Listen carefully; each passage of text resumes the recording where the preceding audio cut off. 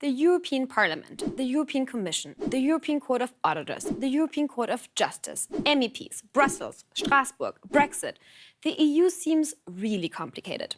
It's made up of 7 EU institutions and even more lower-level bodies spread out over 4 countries with hundreds of buildings and employees traveling back and forth. To make it even more confusing, 2 of these institutions sound the same and sit in the same building while having different functions. The European Council, not to be confused with the Council of the EU, which is also known colloquially as Council of Ministers. Confused yet? Tell me about it. This complexity is one of the reasons why some experts say many Europeans are indifferent about EU politics. More than half of them didn't even vote in the last European elections. But the EU, and especially its laws, are important. It represents roughly 500 million people spread over 28 countries. Take that in for a second. The EU doesn't just make laws that affect these people, from what they can buy at supermarkets to where they can live.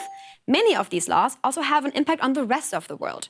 Think agriculture, food standards, trade agreements, data protection, consumer rights, climate change, migration. So, let me break down for you how a European law actually gets proposed and voted on, who's involved, and why it's so complex. Because, of course, there's a reason for that. In order for 28 different nations to agree on common rules and regulations, with everyone having a fair share and say, a complex system had to be established that grew more and more so the more nations joined the Union. By design, the EU was organized in a way to create checks and balances and make sure that no one, not one country or institution or person, has all of the power. So when it comes to lawmaking, here's how that was done. It all starts with the European Council. That's the institution that gets to decide on the general direction and the priorities of the EU.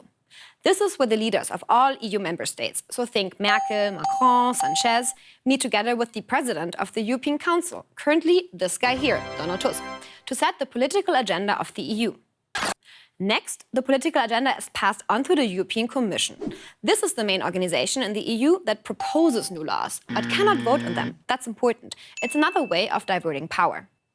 There are 28 commissioners. Each member state gets to appoint 1 to represent them, another measure to reinforce checks and balances. Together with the president of the Commission, currently Jean-Claude Juncker, these commissioners debate which laws they think should be passed. Once the commissioners have agreed on a law they'd like to propose, it gets handed to 2 other EU institutions, the European Parliament and the Council of the European Union. These are the only 2 institutions within the EU that get to adopt laws. Most of the time together, sometimes alone, it depends. I told you it's complicated, but I'll walk you through it, so bear with me. Let's start with the European Parliament. It's the 2nd biggest parliament in the world, and it's the only organization within the EU where representatives, or MEPs, are directly elected by the European people every 5 years. Each member state gets a fixed number of MEPs proportional to their population. Their most important task is to debate and vote on laws suggested by the Commission, from a ban on single-use plastics to limits to banker bonuses, capping the price of mobile phone calls within the EU, and the safety of e-cigarettes. But here's the catch. Even if the MEPs agree a law should be passed, they cannot do it alone. They do so in what's called a co-decision with the Council of the European Union. This is the institution where the governments of the EU member states have their say and defend their national interests. The Council is comprised of the national ministers of each member state, for example, the Minister for Environment, Agriculture and Fisheries, or Justice and Home Affairs. In the vast majority of cases, a law can only pass if both the European Parliament and the Council agree it should be adopted. Why? Yep, you got it. Checks and balances. Whew. Okay, deep breath. You've almost made it to the end. Well done. 3 more institutions to talk about. There's the European Court of Justice, basically the EU Supreme Court. It's comprised of 1 judge from each member state. I don't have to do the whole checks and balances thing again. I think you get it by now, right? They make sure countries and EU institutions abide by EU law.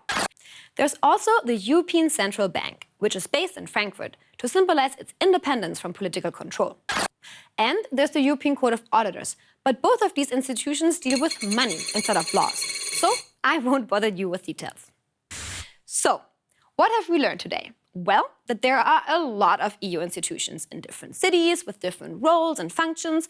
Some set the agenda, others propose new laws, others vote on them, and others still make sure they're being followed.